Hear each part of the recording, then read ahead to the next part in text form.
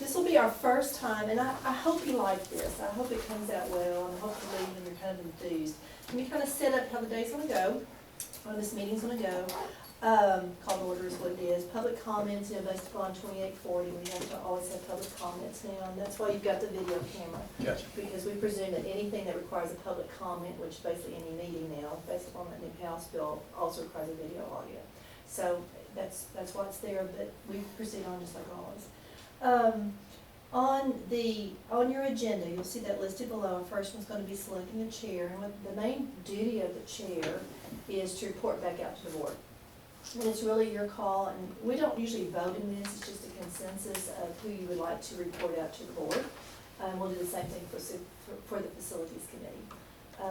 Connie's here at the moment, but I will take notes for this, and I probably won't type them. Connie will type them, but I will take the notes, because again, I want these informed one-on-one of a matter of discussion. That's the whole point, so that you really get into the policy and why it's there, and you help us understand what's going out there so that we can write better policy from this vantage point. And then you see the items on number 4 listed below, and I'm going to give you some pages. All of these are paginated. Connie did this there ready in the bottom right-hand corner, and we just did that so it'd be easy for you to reference what you needed.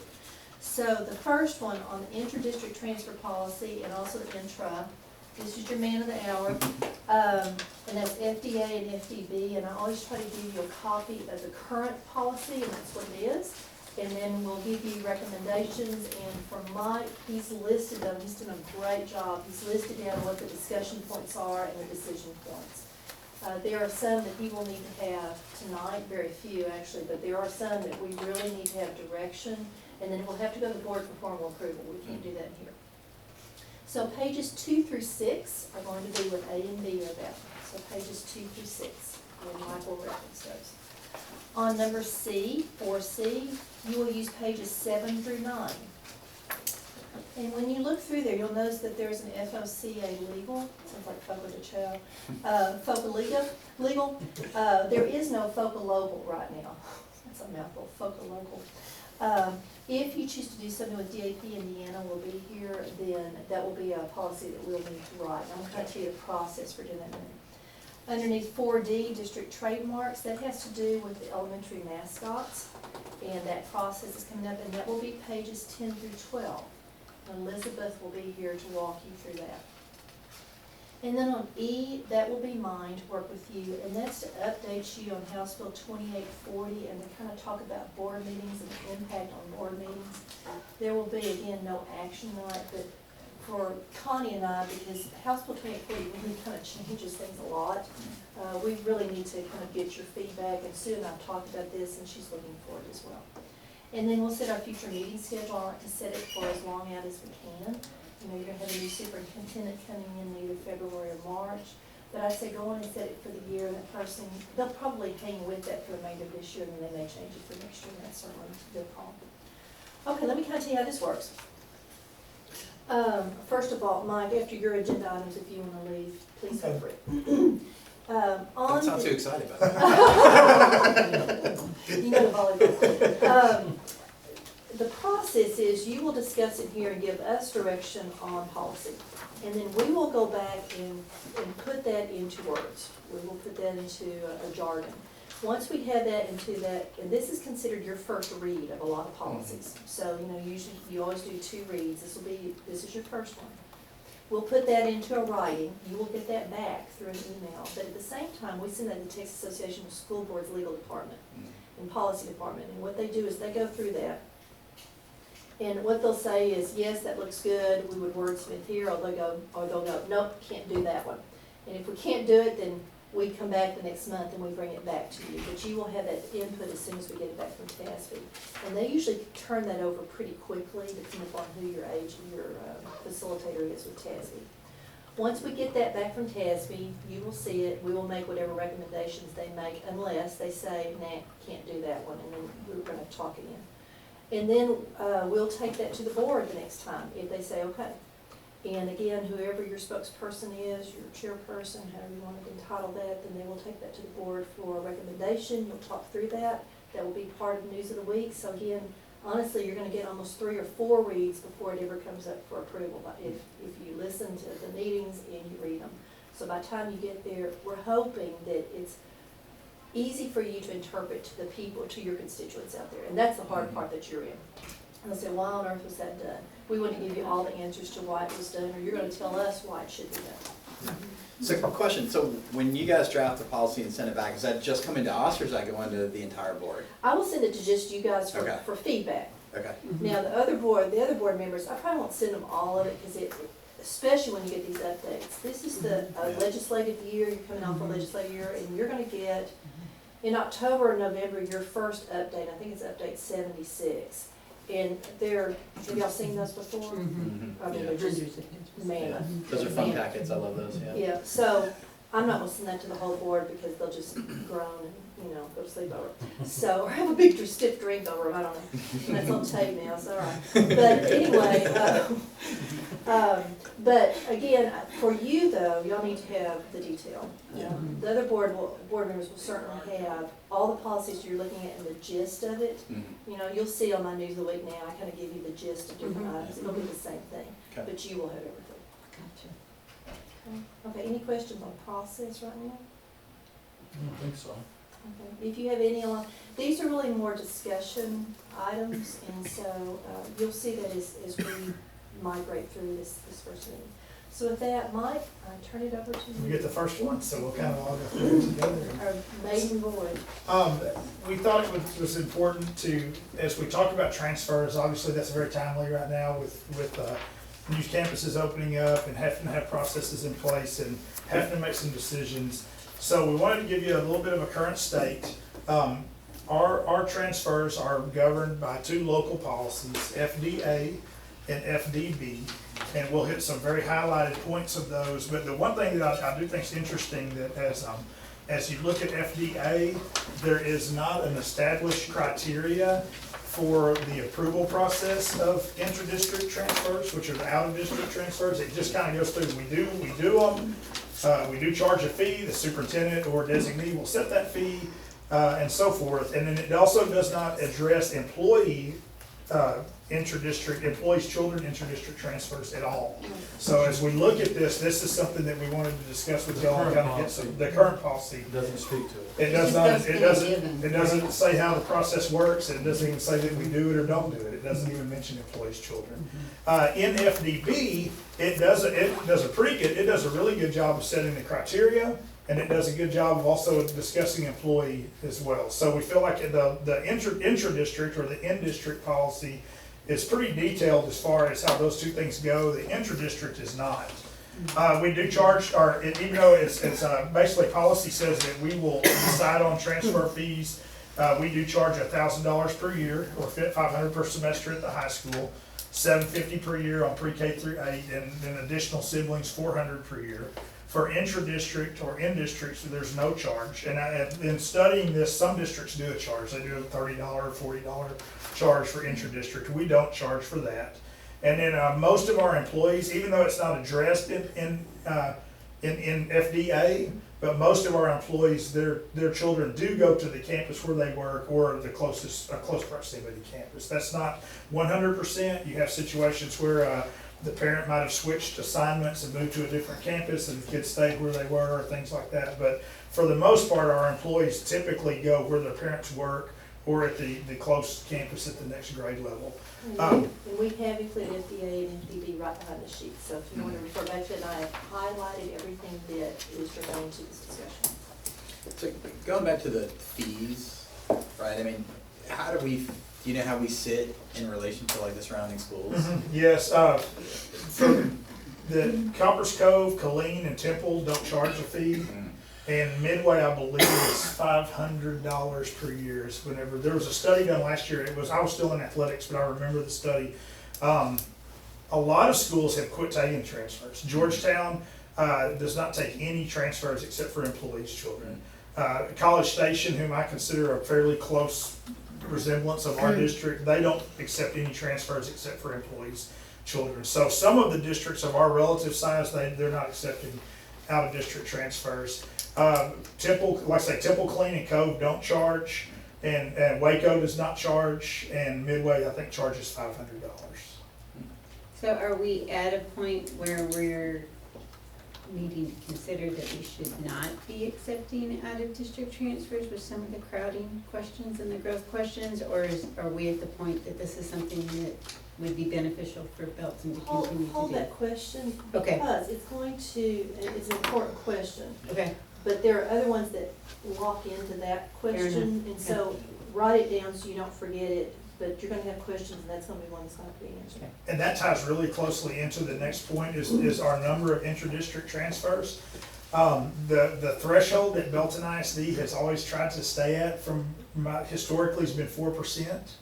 And doing a 10-year study, our number of transfers has not really changed. We've been around 400 intra-district transfers, but as our enrollment grows, that percentage has gone down. So 6 years ago, we were at 3.8%. 4 years ago, we were at 3.4 or 3.6, and now we're at 3.4%. So we're staying under the threshold. There's not a state threshold that TEA or anyone holds you to. I reached out to a couple of districts that I know have high transfer populations, and they said basically it's whatever the school district wants to set that at, or whatever they feel like they can handle. So ours has been 4%, but we haven't. We're at 3.4 now.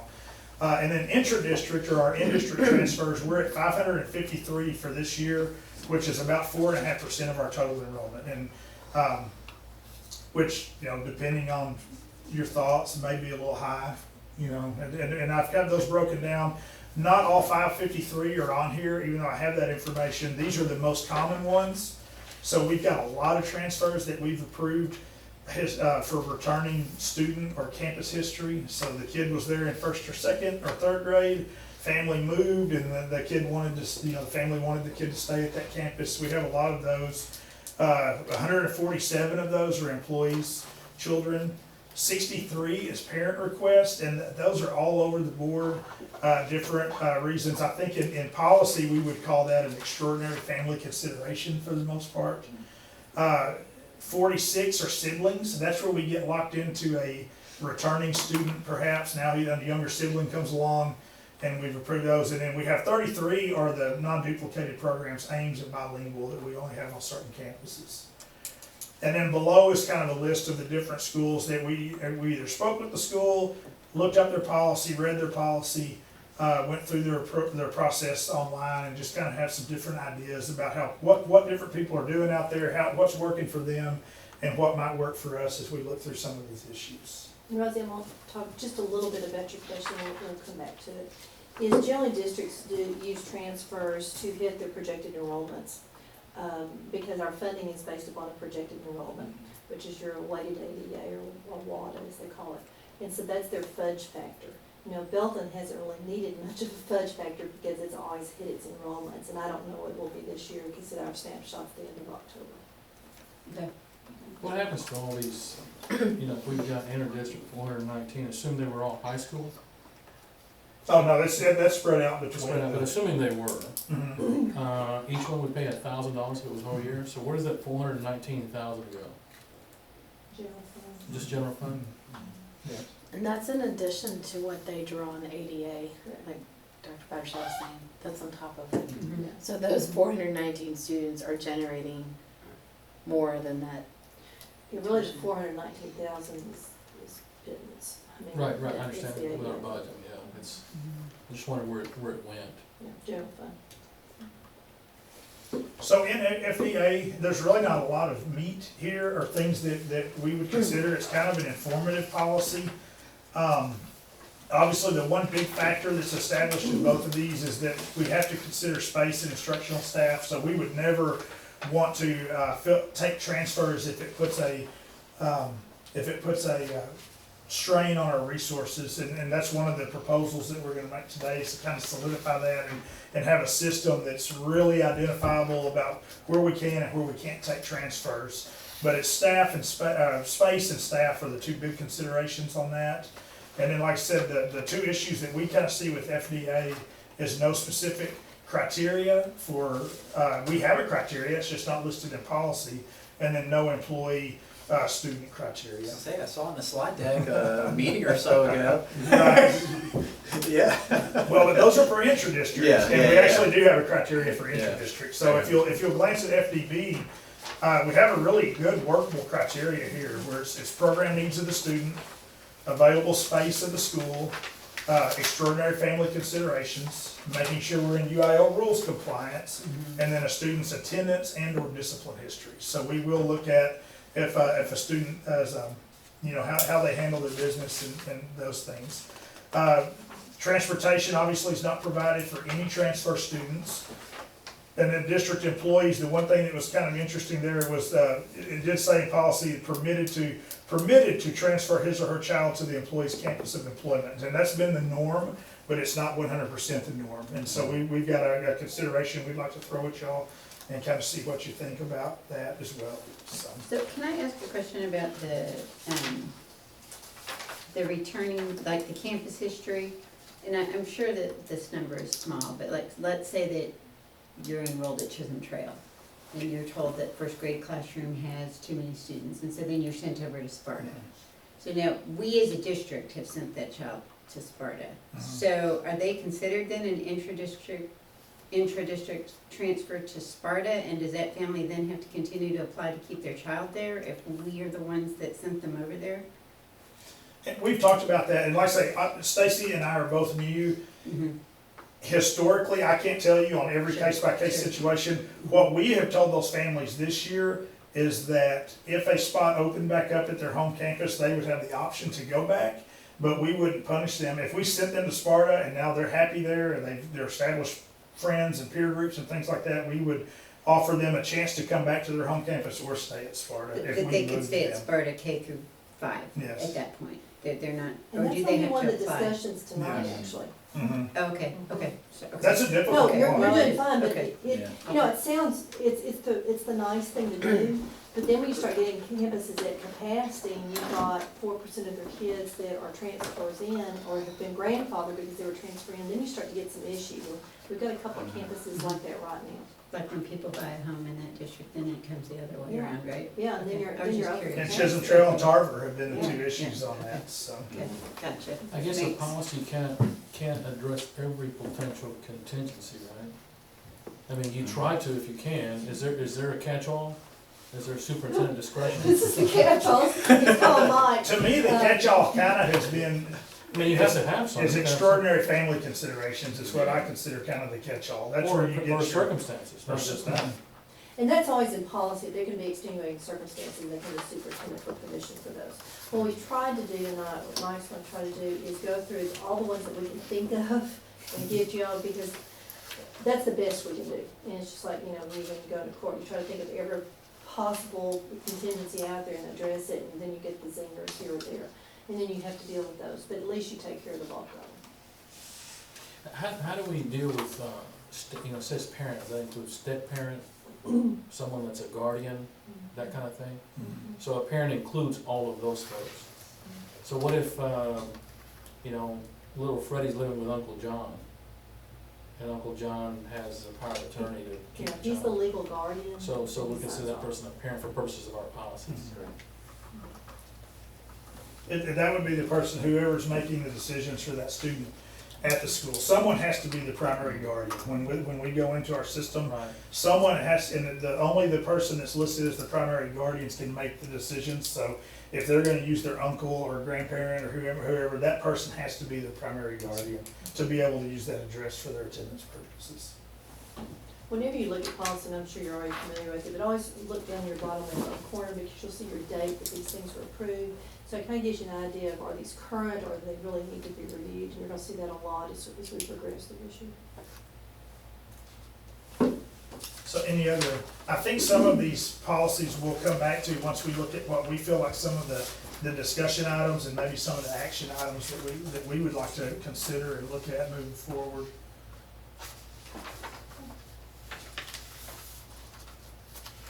And then obviously we do have the, if there's documented cases of bullying and things like that, the law is clear on kind of how you can move students to rectify some of those situations and things as well. But we feel like there's 6 kind of permanent, kind of policy considerations, and then what about 8 or 9, what we consider kind of hot button items. They may be 1 year items that we address them and because of the new enrollment or the new campus, the new attendance boundaries and things. And I want to say this, we will always give you an administrative recommendation. You may not take it, and that's fine, but at least it gives you a starting point for conversation. Oh, it's way better than starting with a blank piece of paper. Yeah, it's just too difficult, so, anyway, again, it may not be the best recommendation, but at least get you started. And these aren't necessarily prioritized because we just kind of put them in the order of whenever we were brainstorming and been working on this for several weeks. But active duty military fee reduction for intra-district transfers. That's like we mentioned, several of the larger districts don't charge. Salado has made accommodations for active duty military. Actually, employees, children, and active duty military are the only transfers they accept at this time.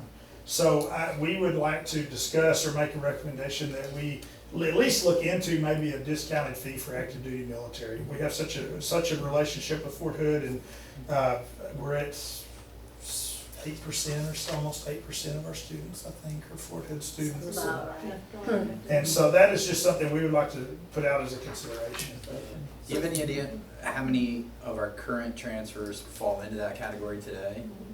I can get with Laquita and we'll work on We that. just might have to think about pre-K, cause I just ran those numbers and our pre-K was, I think it was like 108 active military are in pre-K, and that's just living in the district. And pre-K attends for free, you are no active But, military. yeah, but military, they have to be able to, we have to take them into pre-K. That's one of the criteria. Right, I was thinking it for, transfers, that might really increase pre-K numbers. I don't think there would even be a transfer on pre-K, because it's a mandatory, is what I'm saying. You have to take them if they're low income, if they're bilingual, or if they're military. Even Right. if they don't live within the Even if- boundary? Oh, I don't know. That's what I was I'm trying to, I was guessing. thinking, okay, I'm talking Yeah, I'm about not if sure. you I'm live not- in I'm not Killeen sure. and you wanna transfer here, just note our pre-K numbers are very high for military. But once again, though, it's all But- relative to space. Yeah. Oh, So, I mean, if you absolutely, don't have yeah. the spaces, Yeah, yeah, you just yeah. can't Sorry, I accept didn't the mean to transfer. derail Still a you. good So, question, though. Hmm. Okay, so, I'm gathering by your heads that yes, we wanna do something with that military. And I guess we need to know the range. Do you want to not charge them something, you wanna do half, what's your comfort zone? And we'll write it accordingly. Is it My legal first to one. charge them if it's free for everybody else? Yeah, you can do what you want. Interdistrict, they have to pay, right? But they're military and they'd be going free in their district. Now, Rosie, if it was opposite, if everybody else is free, we're gonna charge them, no, I think you can't. Right, I got that, but, vice yeah, versa. so.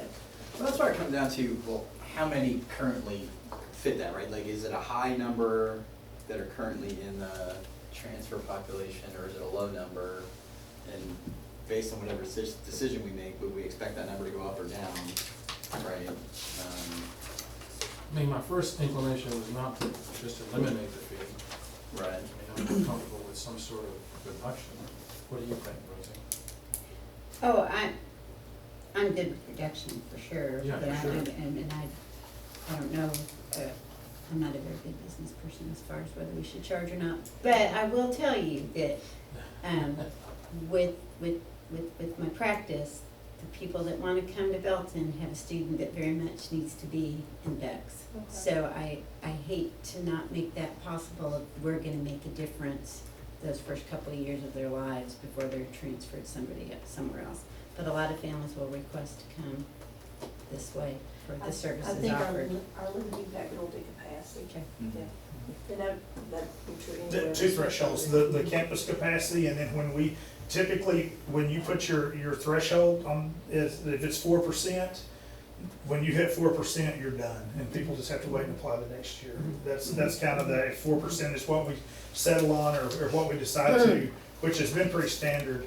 Then either the campus capacity, or when you hit 4% as a district, that's when you would see So let state me ask you transfers. two questions. Why charge a fee to begin with for anybody?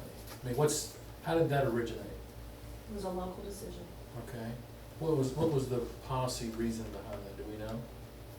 Deanna, you know. I'm trying to think, I mean, in general, I think you know, it still cost us to educate kids, and so, when you're coming from another district and you're choosing us, you're gonna want to, and so there's a little bit of, I want to come and I'm willing to pay, because Right. to not charge anything when we're meeting our capacity, I mean, we've got that's kind of the talk I've always heard, is we've got The concept taxpayers of skin in the game, paying right? a significant amount to Sure. be in Belton, Sure. Right. and so, Yeah, we do have an obligation to the people that we have in this district that Right. fund this district. The second question is, what sort of obstacles are you seeing with people wanting to transfer and they can't? Has the fee ever been, okay, Generally, most of the denials have not been for non-payment, it's been for poor attendance, disciplinary consequences, things of that nature. Usually if a transfer is denied or revoked, it's usually for one of those two reasons. so it can be revoked? They can be revoked, and these are, even at a reduced rate, it would still have to be evaluated on a yearly basis, and they would have to meet the criteria annually to have their transfer reviewed. And revocation can't be based upon grades. It has to be attendance or So I think again, that further reinforces the fact that I would prefer there's gonna be a reduction as opposed to, Mhm. Do y'all wanna do half of, you've got 1,000, what's the other 750 for the other grade levels, do half of each of those? Is that okay? I'd be comfortable with that. Okay. I would point out, not to stick on pre-K, but the actual price for tuition-based pre-K is $475.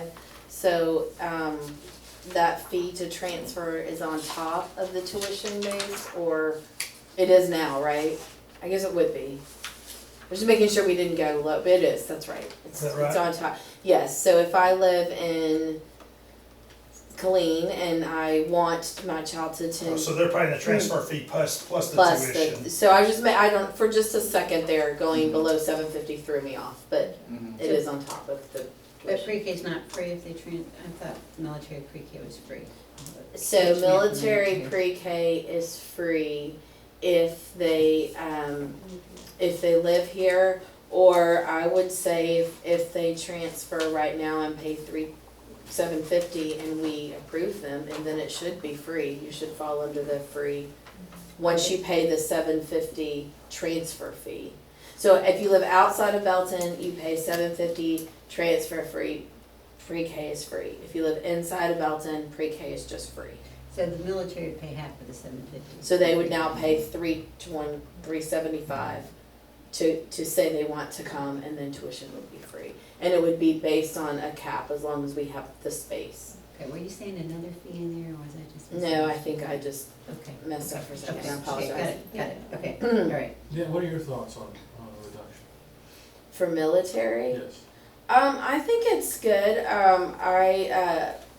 So I think we have to be careful sometimes with, you can't deny on any kind of a special ed disability. We have had some students come in, if we have to have additional services, we're careful with those, and we can restrict acceptance if it requires additional personnel. So, I mean, I think it's good. I think we're really trying to build, increase our population with, Fort Hood, our connection is increasing, so, I mean, I don't see a problem with it. Financially, this will have almost No impact. Right. I wouldn't think that I mean, I don't know the numbers. I'd be surprised if our military population was high in our Yeah, transfer. what's the downside, Mike? You don't see any? I don't see any. Because the thing is, even though if we reduce the fee, they still have to meet the criteria. I mean, they still have to have good grades, good attendance, Sure. they have to, they still have to meet the program to get in. We're not opening the gates to disciplinary issues. And we're not gonna go over 4%. Okay. So when we get to 4%, it doesn't matter, we're gonna Right. cut it off. And again, you reserve the right to deny. Yeah. Sure. And you reserve the right to revoke. So if you get those disciplinary issues and it's not related to handicap and condition, then you have the right. I do think Mike's team is gonna be receptive to holding people accountable and truly revoking, but it is hard. It's really hard to revoke. but we haven't always done that in history. You just have to have the documentation to be able to read You it. do, and it's pretty easy. I mean, it's attendance and behavior, but sometimes folks haven't want to make people mad, and so we've had a few of those cases. And so. Well, and I was gonna go down those lines, right? In the history, if somebody comes in, let's just say they come into Bex through an inter-district transfer, I mean, do we pretty much then keep them throughout the entire time through, I know they have to apply every year, right? But do we go out of our way to keep them, or what's been our history there? Thus far. Yeah. I mean, I don't know the exact percentage, but I'll tell you, people leave Bex really happy, and they want to go to the. Well, and it's not necessarily a Bex specific question, right? I mean, say they start with us in Right. elementary school, right? Yeah, cause I mean, I could They see, generally stay, yeah. in my experiences. In my experience on the campus level, they sure stayed. Okay, let's move to the second one. We would Dr. like, Rachel? most larger districts have gone to and this is something that it's a living process, but you close campuses for transfers when enrollment meets a certain threshold. And so I was just looking at Leander's today, and so they have, these are their open campuses, these are their closed campuses. And so basically what we would like to do is work with Templeton and say, what should that threshold be? Is it 96%? Is it 94%?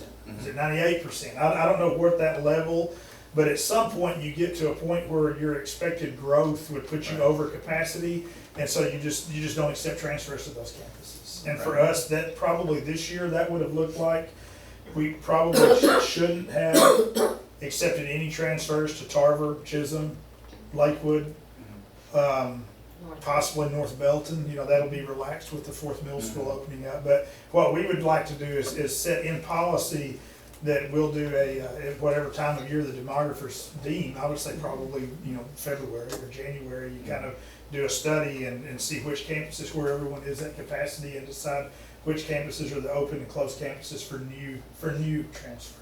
It protects your campuses, obviously, that are near capacity, but the other thing is it protects the district because you don't load up certain campuses with all transfer kids, which has been one of our problems. And it balances your campuses too, because we've got 3 campuses that are really, really, really small. So it helps you to balance some of those campuses too. I thought we already did this unofficially, where basically if you're gonna transfer in, that's where you're gonna go. But Like middle we- school. Yeah. Those 2%. Okay. That's just for intra-district. For intra-district, this would be for all transfers. Yeah. So we would not, if we were at 99% and the threshold was 98, then at that campus, we wouldn't accept any new intra-district transfers either. Just to protect the campus and eliminate those situations where you do have to move students. Because that's, if you approve even if it's a transfer student, if you approve the transfer and then 3 months later you move them back to another campus, I mean, that just creates our feelings, so. Okay, so y'all are good with that? I agree. Yeah. And I'm not the expert on what that threshold should be. I think we would let Templeton, and I'm sure that they deal with a lot of these other campuses. So that would come out like the month Before before we you approve. start, Before the Okay. transfers start for the Start. spring. right, before people start filling out those Mhm. questions. Yes. That parents would know by summer or whatever. When they apply, they should know. That Okay, way they pretty would know soon. not to request closed campuses. So. Okay, I know Leander charges a fee, and they even have it theirs that if you apply to a closed campus, you don't get your fee back. So they're a little bit more strict about okay, that. so let's say that we have a transfer student and If they're I'm for going that, I might use that to, right let's just say they're going to Leon Heights, okay? And then that campus is gonna be full, but they see that there's an open campus somewhere else. I guess if that parent wants to transfer that open campus, that's a parent decision, Mhm. that we're It not, is. okay? It's not that they can't come back to the Yes, district. we would but just if tell their them when they campuses- apply, that these campuses are at capacity, we can't take any more transfer students So there. we really don't. But want these them to- campuses are not, and we can't Now, take. if they're them. near that capacity, we really don't want them to start on campus knowing that they may have to move in a year because we're at capacity. So we're really trying to protect them. It's the kids side of it too. Okay, sorry. next. Oh, I think you're gonna get it, I'm sorry, maybe you haven't done it. So, are we at the question yet? So if the campus grows, let's just take Leon Heights, because that's an easy one. Alright. So if Leon Heights has, let's say they have 20 transfer students this year, but we predict that there's gonna be 20 people that are gonna move into the district. So do those 20 transfer students stay, or are we changing our numbers at that point for availability at Leon Heights? We'll give you current state. Yeah, this policy would be for new transfer students. Let's give you current state, and tell me if I'm wrong. Current state is we keep them there. I mean, basically, we've been very, very, very gracious with transfers. And we haven't really gotten a huge pickle, so this isn't something that has blown up, no. But as this district grows, and we don't have any more, besides the high school, big campuses on the elementary side that are about to open up, it could become a problem. So we're just trying to prevent those issues. Thanks. You're welcome. All right, employees, kiddos. What we would recommend on that is to get some consistency for inter and intra, is basically allow employees to request transfers to any campus, provided they meet the criteria and there's space available. I agree with that. And the kind of the selling point on that is some of the more progressive districts are doing that already, and it's kind of helps us, just one more tool to try to retain staff. Sure. No, I agree with that. I have questions about how transportation works in that case, but that's probably outside the scope of. Well, no, that's a good question. Yeah. Go ahead and ask it. Well, I mean, how do we handle getting those kids to and from those campuses, right? I mean, I guess if a parent works there, that's maybe a non-issue, right? But in the case where it's a different campus, right, how does that transportation actually work? Yeah, because they're going to a school that they wouldn't normally get bused to potentially, right? Or We run some buses. We run some, and there's been some challenges in that, and especially when we had to move some kids this year, it got, I mean, they were doing some creative things, transportation was to get those kids back. I mean, do we have like To a their shadow home bus campus. system that's like? It's difficult. I mean, it kind of sounds like we need it, but. Technically, our policy says if you're a transfer, that you're responsible to provide your own transportation. Right. That would even, we'd have to decide, is that gonna apply to extend to employees? Here, the benefit is you could go to whichever school you choose, the downside is we may or may not be able to Right. shuttle you back to the other campus when school's Right. out, so. And that's really difficult for like an elementary student that gets out at 2:45, and Right. the parent is still teaching at the high school until 4:20 or I don't put 4:25. so. transportation as a question on that one. Right. We Yeah. can come back to Okay. that piece of it. Okay, cap intra-district transfers. This is kind of what we've already mentioned, to cap, basically extend the current policy of capping inter-district transfers at 4%. So if we hit 4%, we're done. We don't accept any more inter-district transfers that year. Right now, we're at 3.4%. We could have, by that rationale, we could have accepted a few more this year. We didn't have any more that We may any still more have that qualified, so, yeah. Mhm. Is that, I mean, that that, seems reasonable. Agreed. Yeah. okay, Also bear in mind that we never hit peak enrollments until usually the end of October. Mhm. So you still got a whole month where that enrollment's going to keep going up. Usually in fast growth districts, actually, it goes up all year long. And it tends to be the trend. I don't know about here. So you want to leave some space in there. Hey, did we skip? yeah, before? yes, that one is a big one too, is approved inter-district campus assignment. Yes. Right now, when an inter-district elementary student applies, they are able to request a campus. And if there's space and staff available, then we've been able to give them that campus. Middle school students have gone to South Belton Middle School, who have all gone to Belton High, or New Tech, if they apply to New Tech. Looking at trying to control and manage some of these elementary transfer numbers, as well as put something in place now that we're gonna have 4 middle schools and 2 high schools, is our suggestion is to assign approved inter-district students to the campus in closest proximity to their residents. And this is a little bit of a variation from where we've been. We've been, like I say, there's really 2 ways to go. Right. Proximity or funnel to specific campuses and send them all to those campuses. I mean, can you say proximity by default, but maintain the flexibility to say, hey, look, you know, we may need to do other things. I don't wanna give up any more flexibility here.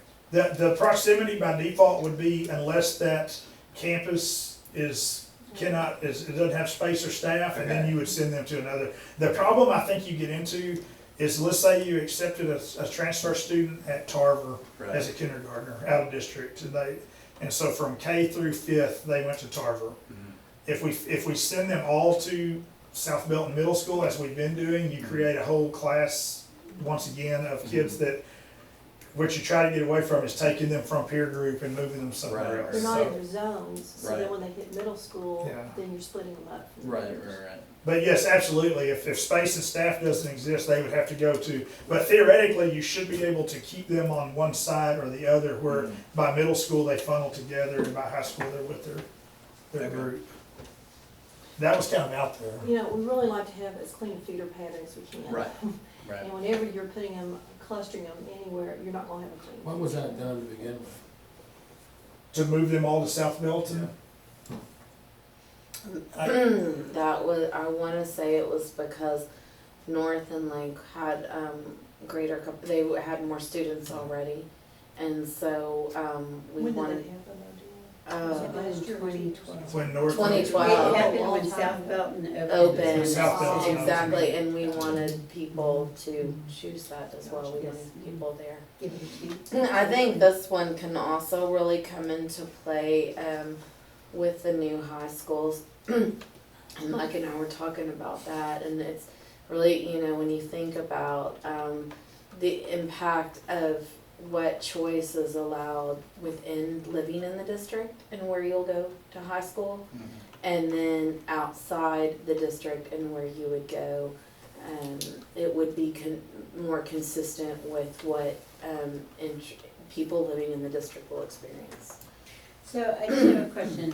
Where do most of our transfers come from? Because I just have maybe a false thought in my head that they're all coming from the north, and so now we're gonna put a good number of them in the north, and then our north school's gonna be a little bit fuller than our south schools? We get quite a few from Clean Harbor Heights at the high school. The Salado area. But for, That's funny because I had pulled up this weekend a TEA report on transfers in and transfers out, and I didn't print it. I was at home and I didn't print it, so, because I thought there were some We interesting can put things that on on News of there. the Week, though, that'd be interesting. okay, I could be way off. So when you say residents, if somebody's coming from Salado, You would go to Belton High School. you're gonna end up at Belton High School. But If you'd you're also coming go to from- an elementary in the south? If then? you're Yes. coming from Troy, you'd go to Lake Belton High School, Mhm. which would be in line with if I'm living Yeah, in this If you're area. coming makes from- sense. If you're coming from Troy, then you would go to, I mean, if you came as an elementary school student, then you're gonna end up north. North. And so we were talking just about, we kind of beat down every scenario possible and thinking about, well, what do you experience living in the district and where will you get to choose or not choose? And what those lines might be and how might this be similar, is that? So That's it exactly prevents right. an inter-district transfer from saying, okay, I'm going to Tarver, but I wanna end up at Belton High School. Right. Yes, sir. Well, I think that makes sense. And it eliminates that 5th to 6th grade issue every year that would come up of saying, well, y'all allowed me to go to Tarver, and now you're telling me I have to go to South Belton Middle School, and now, you know, It makes it clear. Well, this is logical to me, so. Yeah. But if you're full in the north, then they'll have to come south. at the middle school, Policy. the middle school's where Yeah. that could be an Say that issue, so. again, Lindsay? So let's do an intra-district, transfer. So let's just pretend that they can go to Tarver, right? Right. Okay. So, okay, so then we need our capacity at Tarver, and we have someone who lives in a different district that's closer north, and they wanna come in. We're at our capacity at all of our northern elementary schools, so they would have to transfer into a southern elementary school, and they would stay in that southern track the whole time if they wanna stay in the district. Yes, ma'am. But not for middle school or high school if the capacity's not there, they could go back, right? Well, I don't know. Well, I don't know, that think would be if kinda you start- changing the rules a I little. could Does it Yeah. say, I didn't Yeah. I realize it think if said, you start, and again, we're trying to get those clean lines, if you start in an area, you stay stay in in the that area. area. That's the problem we're having Yeah. right Yeah, now. that's what I was trying to Okay. clear in my head. Mike, let me give you this Okay. scenario if I can. You have a teacher lives in Troy, she teaches at South Belton, child goes to Tarver, and then that teacher wants the child to go to South Belton Middle School. Mhm.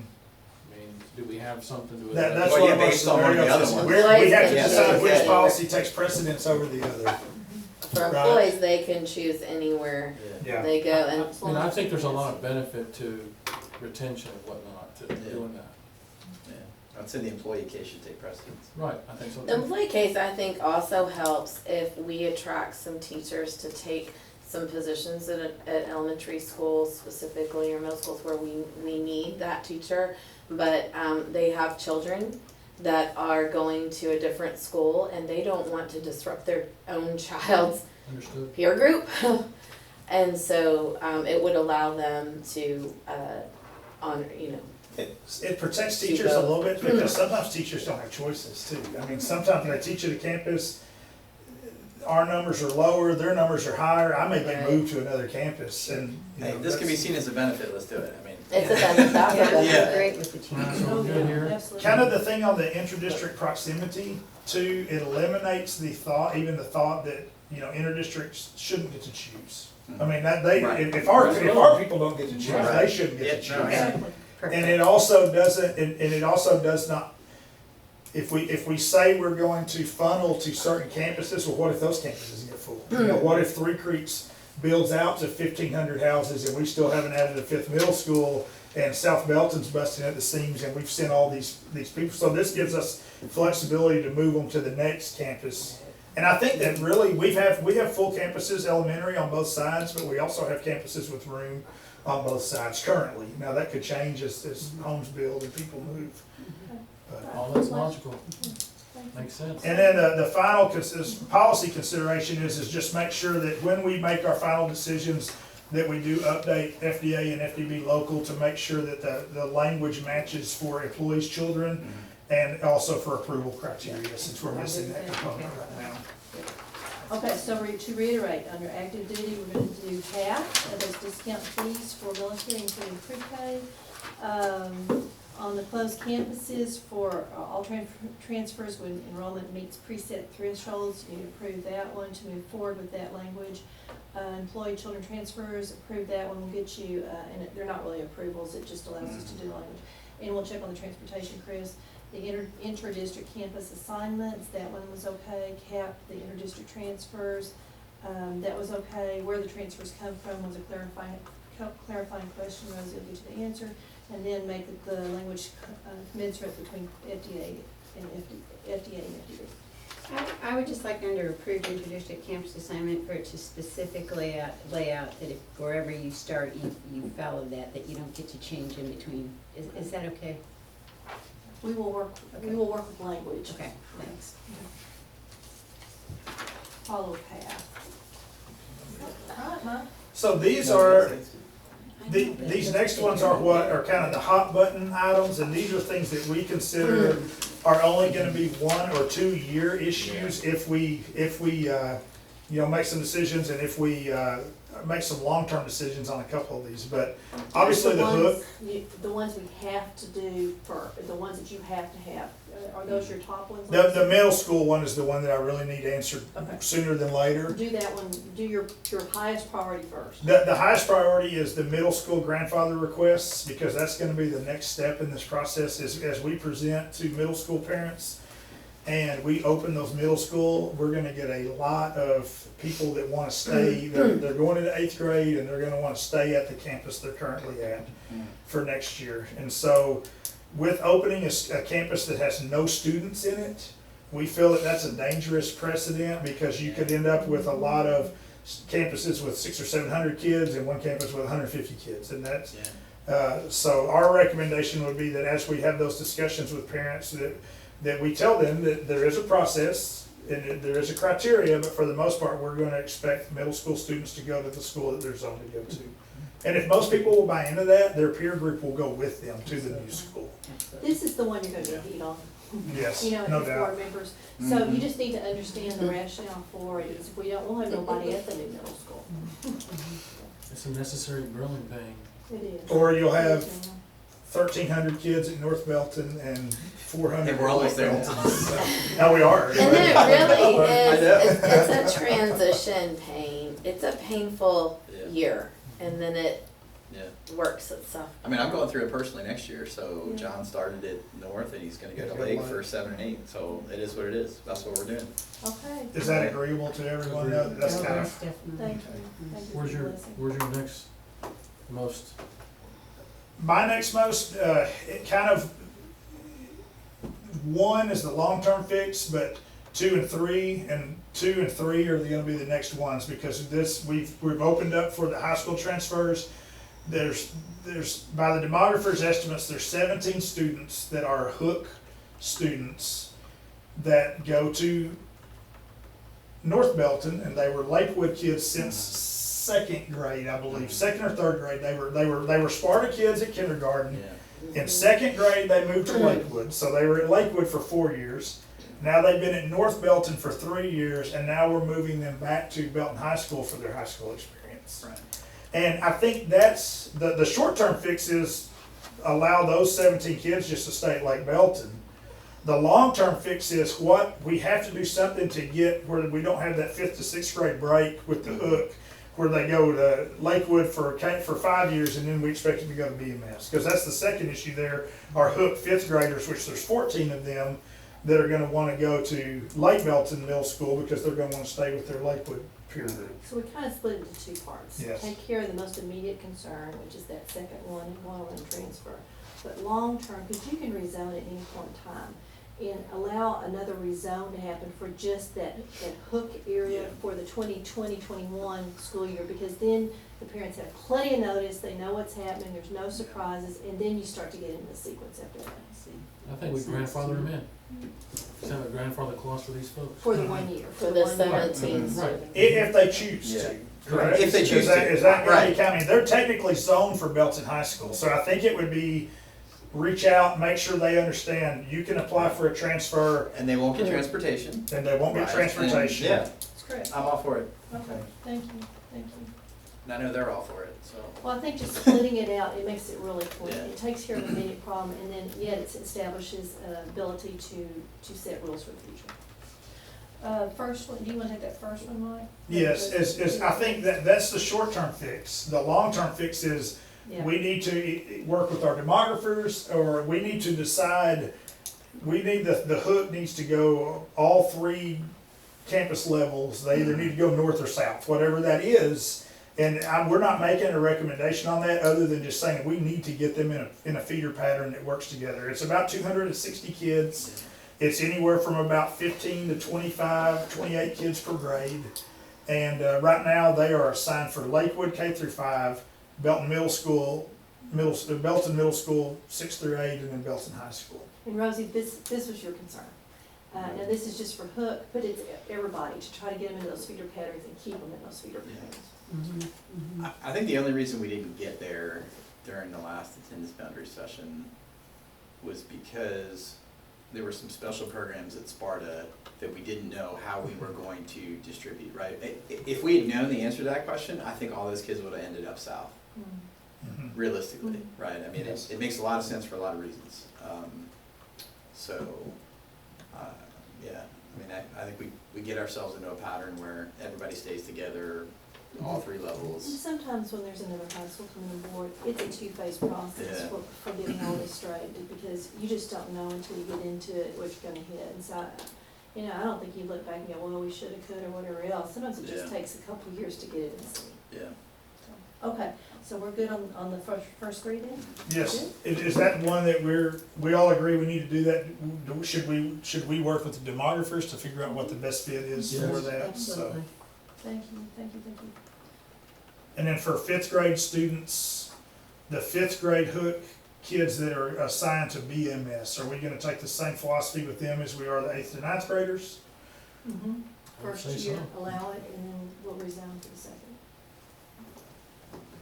And that's just what we'll tell people. So 6th grade at Lake Belton Middle School, 7th and 8th at Belton Middle School, right? That's what we If said. they get pushed back, that was kind of my suggestion, might be to Yeah. allow them figure out, because we're not gonna do elementary transfers until the spring, is maybe get the recommendation from the demographer on what will work capacity wise and send them wherever they're gonna, their next classes are gonna be sent Yeah. in the future.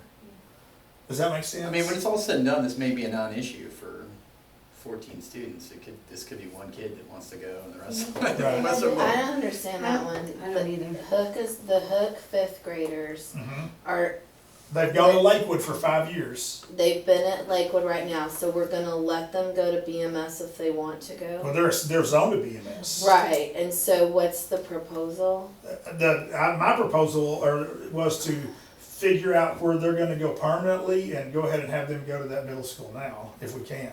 What do Why you mean can't they permanent? just go to BMS since that's what? we Yeah, I mean, that's decided? what, that's I what we mean, just zoned, right? Because, you know, Leon Heights classes are about 14 students, and Mhm. they all survive going and learning in their middle. Yeah. They would be with their middle school and high school cohort from the beginning. What if the demographer comes back and says, at y'all's capacity looks, you need to send those kids north? I just don't ever see I that. don't know if they would do that either, but some, But we did just zone them to Belton Middle School. we did zone them to Belton Middle School. Well, and so keeping with the, hey, look, you go where you're zoned.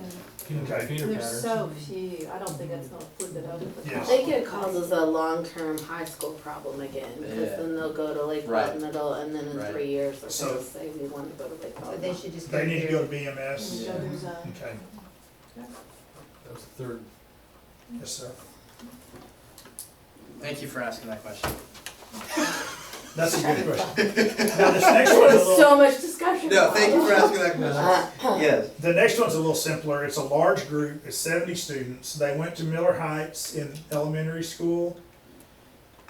And now they've gone to Lake Belton Middle School, but now the whole group, our recommendation is, now they're zoned back to Belton High School, is that's a large group, is they should go to Belton High School. That would make their life a lot easier, and they've been Yeah. doing it anyway.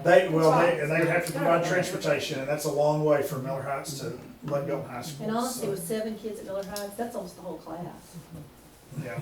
You know, there's not gonna be many that aren't in that room. I mean, do we have any inkling as to how these people actually feel? None have I haven't applied talked for to a anyone. transfer, none have Yeah. applied Okay. for a transfer yet, and that process has been open for about, has been open for 13 days now, so I haven't seen any Okay. that we're asking for that. Oh, the district improvement committee asked, when did the transfer process open? September 17th, And it goes until when? October 7th. You put that on the inside too. Okay, I'll so, follow. Miller Heights, we're good on that one, and then you've got, where are we at, 1, 2, 3, 4, 5, 6. Requests made, this one's easy, but it's gonna come up, so we wanted to get your input on this, is, you know, we will have multiple transfer requests made just because peer groups are being broken, and it may be because they transferred to a school, and now they're zoned to a different school, and those types of things, but as a general rule, unless there's extenuating circumstances, obviously, we would like to ask that the overall philosophy be that peer groups is not a legitimate or acceptable reason for a transfer. Agreed. High school grandfather and legacy requests, I think we've already kind of, met this one head on. I think people have, we had some great discussions with parents at those meetings, and they didn't agree with it, but they understood where we were coming from. They were with it. respectful though. They were, I've had 3 golfers that all played for Belton, and we want our youngest to play. I mean, those types of things. But I think everyone understands, especially when you throw the UIL different scenarios and rules into it. So that's kind of been that. And we just wanted to make sure and run that by one more time. And have y'all gotten a lot of feedback on that from anyone? No, I haven't. So, Probably need to have a different conversation on this topic, but yeah, we're good. Charter Oak, this is another one of those just weird little, there's a little nub, and it's basically those river barge apartments and a couple of little streets, but there is a group of kids at Charter Oak that are gonna go to Charter Oak for 5 years, and then they're gonna be bounced back across to BMS as well. It's kind of like and 6 is a small group, but there are some larger groups, and I can show you on this map. Oh, yeah. It I'll pull up is, my map. it's this neighborhood. You can see here, Yeah. it's this one neighborhood in the apartment complex. I mean, there were But three. it's that- There were 3 elementary that schools that are neighborhood going to be right there. split, though, right? I mean, when we did the boundaries. Pirtle, but they're all still staying on the north side. Right. So the Pirtle, half of them are going to Lake Belton and half are going to North Belton. So they'll all end up at the same high school together, and it's large groups. It's kind of like the Miller Heights groups. It's not 6 kids or 8 kids or 10 kids. It's 70 kids or 60 kids going to each campus. And so what you're suggesting is really just grounds for potential transfer, not rewriting the boundary. That is correct. Yes. Yeah. That is absolutely correct. But it will We be want kids to go to perpetual. their zone, Right. unless there's Yeah. extenuating circumstances, going back policy. So they're actually going to the campus closest to their home. So man, how did we miss that during There was so much. I'm telling you, this is And two that- phase. I thought I- we pretty much had it. But covered I once. think it's Oh, just yeah. awareness. With the exception of the hook. Mhm. But I That's think not it's up just to- awareness for us to watch, cause it's, as we've been looking, you know, Mike pulled up all these scenarios and then started looking is when you start to see these little nuances happening with streets. You just have to remember Charter Oak is at about half capacity right now, so I mean, there'll be, these numbers, and some of the groups, It's just fun to watch, it's kinda what I. So that neighborhood If it- apartment if complex it or south of the river? grows, then it's just like the They Miller are- Heights. they are on the stuff, side. they go Exactly. You're together, just- right? you're gonna And go the odds together. are, if those 6 kids are there, they're gonna, it's 6 now, but the fourth graders have 23, the third graders have 15, the second graders have 17, and the first graders have 15. At a school that's at roughly a little over half capacity, so those numbers will grow. And so theoretically, in 3 years, you may have 30 kids that fit that. that fit This is that another one, description, you know, so. for, they go to the school, they're zoned to, and then you may want to clean that policy up for that next year.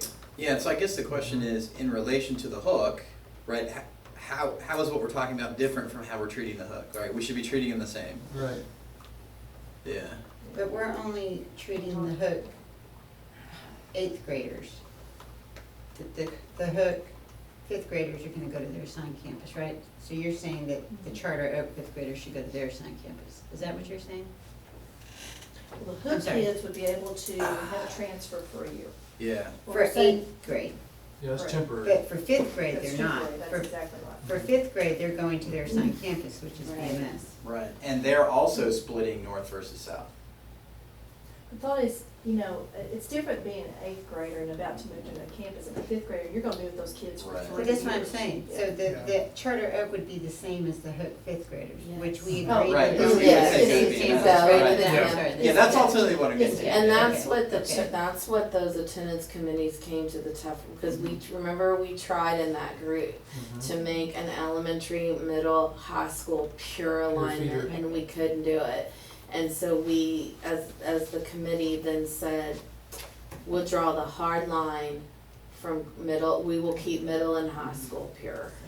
You know, in the grand scheme of things, it's affecting very few kids, They'll do a really good job. you know? I Really mean, Well, but you could also argue the fewer kids that it impacts, the higher more it it is. impacts those kids, right? And now it's fewer kids. So tough. But we're giving them options. Well, I guess we're saying no, though, like, because the recommendation is say they go to Belton Middle. We said, Split for- it. 6 For students. 5th. right, That may We're trying to grow. get our 5ths aligned. 8th grade is a little different, but Yeah. it's a lot different. I think we should- But for the fifth, I think we I think need to fifth- keep them consistent I between the agree. two. Yes, I agree. Right, It- that's it. yeah. Do you agree? Mhm. All right, last one, sir. To be real South, unpopular. okay, South Belton, this one's South Belton Middle School, inter-district transfers who were part of the mandatory placement. So you really, right now, you have 4 grades of kids that would be affected. You have your current 9th graders who, if they were here during middle school, they were funneled to South Belton. You have your 8th graders who many of which have been at South Belton for 3 years. Then you have your 7th and 6th graders. So the question becomes, those kids that are 9th graders, if we do approve a policy of proximity, would those kids stay with who they've been funneled to for the last 4 years, or would they go to their campus of proximity? Okay, repeat that one more time. Okay, so if a 9th grader Mhm, that is an intra-district transfer student, and they've been here since 6th grade. mhm. So they were at South Belton for 3 years, now they're also with those kids, and so for 4 years, they've been with the same group of kids primarily. Okay, Would they be allowed to stay at Belton High School regardless of where they live? Or would they need to go to the high school in proximity to their residence? So I'm coming from Troy. Mhm. Yeah. You made me go to South Belton Middle School. For 3 years. My kid's been there this whole time, but now under a new proximity rule, Right. my child goes to Lake Belton High School, and I want them to go to Belton High School because I like this 9th and 10th stay at Belton High School and 6th through 8th Good. I like what you wrote. Is there a UIL impact? No, but Yeah, no, 'cause because we're making they've already established residency at Belton High School. They've already been there for 1 year. Well, but if we were to move them to Lake Belton High School, If they went at the first, if that was what our policy, and they went at the first available opportunity, right, okay. so. I mean, I like what's written anyway. Because the one thing about those is now a new student coming in that goes to Lake Belton as a 10th Right. grader will not be, a Right. new inter-district transfer will not be eligible because they Right. haven't been, these Right. kids have all been in the district for more than a year, so they've already established residency. Yeah, I think what's written makes sense. I like what you wrote. Yeah, He's good. Manuel's thinking. So if you're, I see him- if I see him I'm turning at around. 8th grade, and I'm in 8th grade right now, Mhm. I live in Troy, Yes, I'm in 8th grade, where do I go to school next year? Belton High School. Because Because it's you've already been with those kids for 3 years. students in 9th grade in 2020, So that's still good. Which is basically the same reason. is what you're saying, Mhm. okay? So if I'm in 7th grade, I go to, The middle school that's closest to your, so I have house to and move then- middle school next Mhm. year anyway, which Stay in is the what feeder I, pattern. yeah, to get you in the. Right. to get in the Exactly right. That makes Yeah, sense. I think it makes sense. That's the cleanest. So I see two themes here. One is we're trying to accommodate these folks that were impacted by the changes. And then we're trying to move ourselves as close as we can to a pure feeder pattern. Mhm. for Yeah, out of I'm district. gonna spin off that a little Right. bit more. I think we're trying to keep peer groups together. You hear that over Right. and over and over and over again. And then we're trying to clean up our feeder patterns for the future, going back to your second point. But the way you've written this, we've honored our parent committee and the time that they spent. Mhm. And that, I mean, that's what Yeah. am I correct on that? Or did we get Oh, to absolutely. say that? Best that it could. Yeah. Okay. Well, what you don't wanna do is you realize there's tough situations for small groups of kids, but you don't wanna create too many exceptions where it Absolutely. opens it up for everyone, Yeah. so. Okay, how do you feel? Some of these things we have to do. We have to make these changes. At some point you will. Right. Mhm. I You can kinda put it got off. the feeling maybe it was putting it off until the next elementary and then you could shift everything south. But you don't even know that. I mean, that's. No, I think that's good. Free Okay. drinks You elementary. did a good job. You okay, Rosie? You good? I'm great. Good Okay. job. Chris, you're okay? Yeah. And Daniel, you're okay? Absolutely. Mike, you did a fabulous. Thank job. y'all. Thank you so much. Thank you all for your I mean, input too. These are, you obviously researched it, you looked at the numbers, you brainstormed it, and, I mean, the recommendations were right on.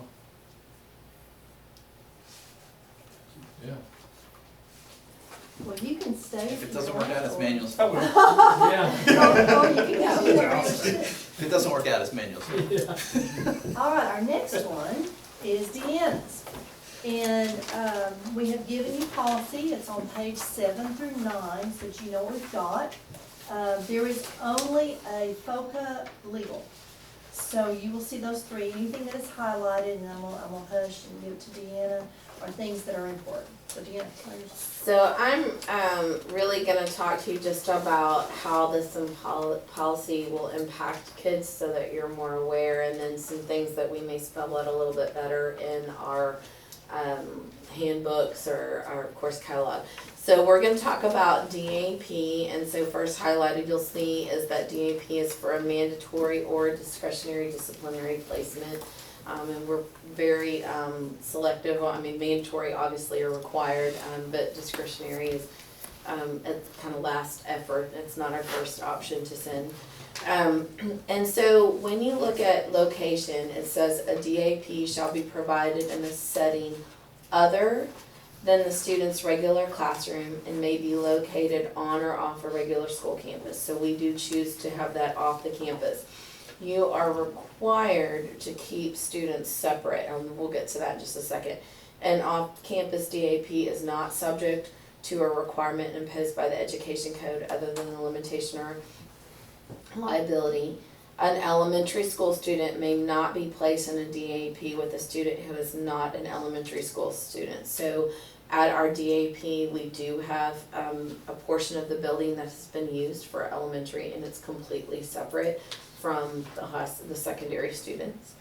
And then this is where we're gonna talk about students who are assigned to the DAP shall be separated from students who are not assigned to the program.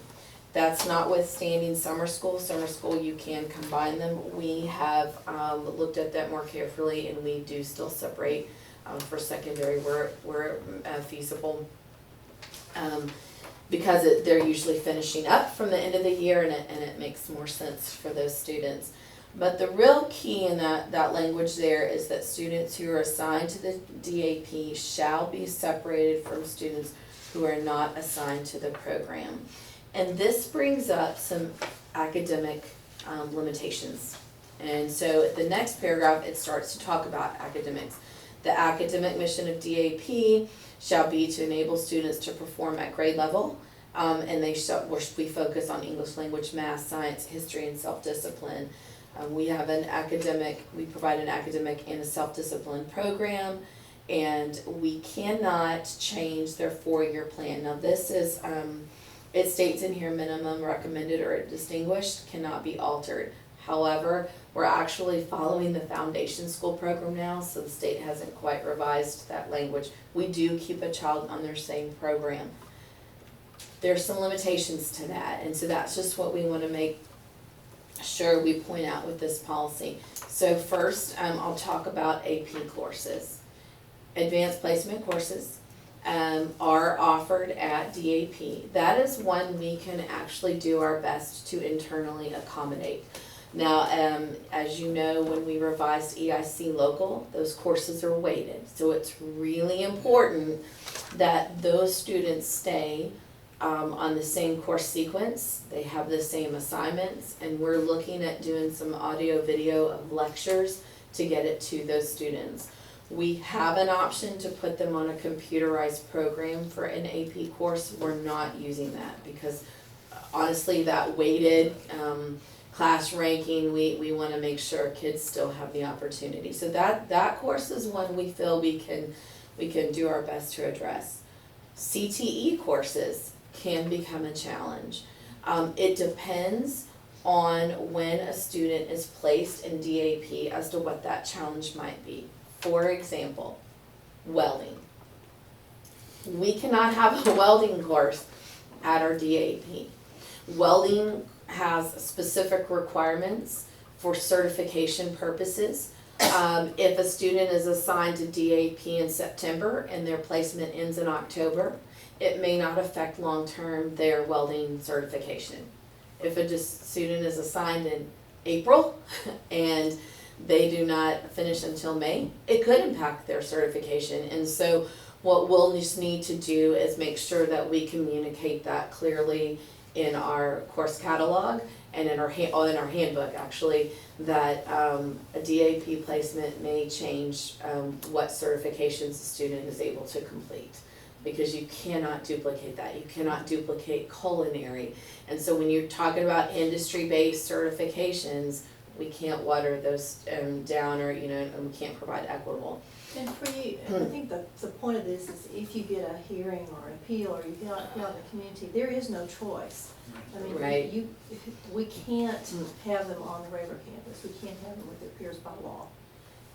The hardest one, and I admit for me personally, and I think it'll be hard for you because we're always concerned about students, is our dual credit courses.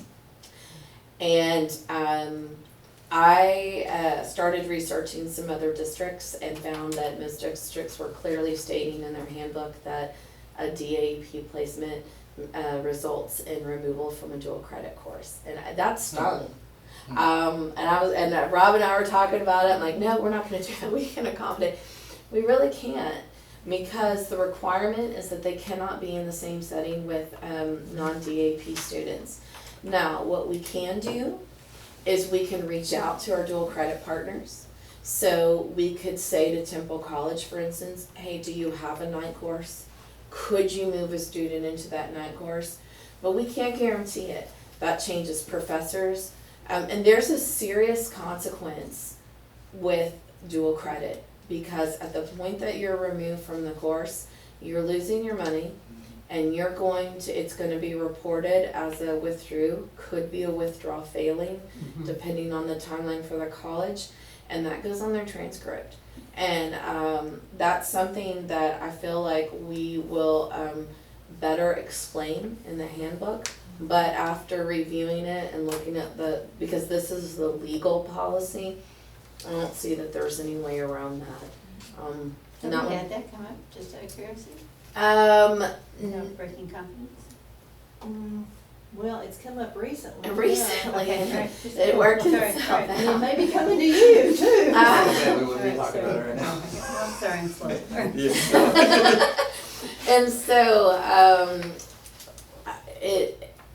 we're going to have to be explicit with that. It's tough, and it's real, that, you know me, so you know that hurts my heart, because, there's some long-term consequences for that. I will also tell you, there'll be a GPA impact. That is not protected by policy. Your graduation plan is protected, not your GPA. And so, for example, if I'm in a dual credit English course and that course is weighted, you will be dropped from that course. You'll lose the weighting, and I will put you in an English on level, and that course would not receive the weighting. I couldn't put you in the advanced course because that's not gonna be fair to any other kid that's not been in that course, and so you would go to the on-level equivalent. Your graduation plan would be protected because English is a course requirement. We're gonna keep you on track to graduate. In terms of endorsements, that's where your CTE is gonna be impacted. And so, so we really wanted to make you aware of some implications that could occur to a student based on this policy. They could potentially go to a different class at the university if the university. If the allows university that. agrees with that, And that's a big if. and that's a big if. I would not count on that. Because you're talking about changing a course on their system, changing possibly a professor. I do not see them having that flexibility, but we would certainly ask. Excuse me for being overly concrete, but technically when they go to a dual credit course, they are the student of the university. That is They're not correct. our students, so kind of help me understand why they can't stay in that dual credit course. It's my concrete. Oh, no. We've had that very discussion, and I think it boils down to the statement that in legal states that, students who are assigned to the DAP shall be separated from students who are not assigned to the program. So that course, while it's a dual credit course, is offered on our campus at our high school, and we cannot keep the students They're not separate. going to So- PC. Most are on our campus. Most dual credit courses are on our campus. There are, so now, this is where it gets kind of muddy. If it's first period, and you're taking the course at UMHB, and it's not a Belton High School course, it is truly a UMHB course with all kinds of people in it, then I think you're able to continue that. If you're in college algebra at UMHB, At then you're UMHB. good to go. Because that's not a Belton High School only, Right. or I use Belton High School, but Belton ISD only campus, course. But if you're in a Temple College course, first period, college algebra, but it's at Belton High School or at New Tech, and it's comprised of only Belton ISD students, it's our obligation to keep them separate, and that's how we're interpreting That's this. not an obligation for the law. Although, right, Okay, and we're protected by the law. and we're protected Can't by this, take which says them say we're students who are assigned to discriminating. a DAP shall be separate from students who are not assigned to that If we did program. something different, we could get in trouble. Okay, gotcha. It's gonna impact very, very few students, but it has come up. could impact someone. How many So- of these courses are online, the dual credit? So that we do offer several different options. I mean, the Temple College has some dual credit online, but students, they would only take it by default. We require students to take it with us during the school day, with the exception of UT Permian Basin, and we have very few students in that. So if you're in UT Permian Basin's dual credit course and it's online, then we could give you time at DAP to maintain that course and stay in it. It's just when it falls on our campus, It's a physical presence. the physical presence, we cannot honor Alright, it. so what's the recommendation here? Well, it's really just We want informative. y'all to Okay. know. Okay. And I think to talk about it at the board meeting for whoever, again, you appoint, is important, because then it becomes public record. And I think people really know that you don't have any choices as far as the school district. And I think it is, it's something, So this is not something we can override with local policy or anything like that? No, so what I will need to do is put in the handbook that students Yeah. assigned to DAEP placement will be removed from dual credit courses if those courses are held on Mhm. Belton ISD campuses. I mean, and that, Right. now, in other districts, they would say you're just removed. I've seen, you're Right. just completely removed. I've seen if the district was paying for the course, you reimburse the district. I think we just keep it, you're removed from the course. So, okay, I'm sorry, it's my bleeding heart here. I know. So, can we can't work with the OLA office at TC to come up with some sort of alternate plan? That if you know what, if you have a kid that this is gonna make a difference, Right. we can't work with the OLA office there to have like a backup? Rosie, we're gonna have where we might discuss that, I don't know what will happen with it, but we're gonna have a leadership lunch here in November, and Dr. Ponce is going to be there, and so will Dr. Herrera, I hope. And we've talked about topics, that could be a topic. This has come up, this is policy, this is legal. Okay, I'm Right. sorry, So- I know. No. I've been there with you, you know me. But that's a good forum to do that, because the police department will be there, everybody will be Okay. there, and all the people that deal with these kids. So if it's in April and some kid ends up, the final exam's coming up and they get removed from the course, they get an F. And that could be detrimental. Right. Well, it can be detrimental. And withdrawal failing is one thing, getting an F is another, I mean. Well, and depending on the deadline, sometimes that window for withdrawal failing ends and then you do just on your own accord get it. So, I mean, like Dr. Battershill said, we can work with them. I think it's a matter of communicating the final decision is out of our hands. And so if Temple College, UMHB do not want to provide those, they don't have to. We can absolutely give them a heads up, we can say, this is the difficulty we have, this is a permanent ding for this child, that we don't think should be there, but ultimately you have to make those decisions, and that's about all that we can do. All right, Deanna, anything else? The law is what it is. Yeah, it is. It is. And then just the last one, it just said that as serving a student with a disability who receives special education service shall continue those services, and we do that. It does become a challenge for us, and we've had this where it's been maybe an FA or a life skills student that's also been, that's in Ames or served by Ames, and there's a mandatory placement. And so one of the things we have done to be proactive about that is we hired an additional Ames teacher that is currently at Belton High School supporting that program, but the moment, should we need a person at DAP, they would go to DAP, and they know that. And the high school also knows that, it's an additional staff member. Okay, Rosie, are you okay with this? I mean, Even if you want to, I can do a whole lot then. Okay, But we I felt that absolutely to ask. can talk with our university partners and let them know that we're gonna. Yeah, I think all three of us are in the same spot, right? I mean, this is an opportunity that is potentially a game changer, life changer for a student, and if there's opportunities for us to shape that legally, Yeah. right, to stay positive for that student, I think all three of us are on board with that, right? And so it's just a matter of We'll how do we it. do that, yeah.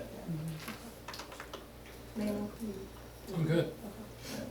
Can I ask, under special populations with the IEP, when they're taking a dual credit course, are we treating them like the colleges would treat, which is only time and a half on a test, or are they getting their full IEP and those dual credit courses?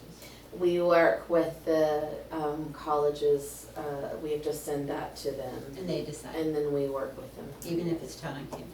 Even if it's taught on Got it. campus, Okay. and that's, They have to divide by IDPs too, or 504s. I'm not gonna say that. Well, I know, but they don't get quite as many. No, they don't, and the parents really have to step up with those kids, or they don't just automatically. Right. Okay, all right. All right, Good, that'll be fine. Deanna, you can remain, or you can go. Our next one is district trademarks. This is on pages 10 and 12 in your book. I'm psyched up for this one. Let's get it on. I'm hearing about this a lot right now. So this has been brought into play. I'm gonna stand out. This may be the tape that everybody wants to see. Choose your words Hottest game in carefully. town. I was gonna say I had the easier, the lighter subjects, Yeah. transfers and So DAT. this is going to talk about middle school and elementary mascots. Elizabeth. First and foremost, the policy that is included in your packet really talks more directly about the enforcement or protection of our trademarks and logos. So before you have two items following up on our presentation at the last regular board meeting, where we'd like to, you to consider adding to the CY local some updates based on that presentation. The first is that middle school campus mascots will align with the January 2019 approved attendance boundary high school feeder patterns. Just putting that in policy that's how the middle school campus mascots will be decided. And then the second recommendation, or for your consideration to the policy, would be district administration will develop and maintain logos for each campus mascot. I can't speak to how it's been done in the past, but I do believe that there was, It was easy. Tigers. tigers, so it was very easy, except sometimes, if you look back at some of our older campuses, their version of a tiger. Right. And where was it developed, and who owns the, you know, so this is just kind of bringing the policy along to realizing that all the digital assets that get created, Gotcha.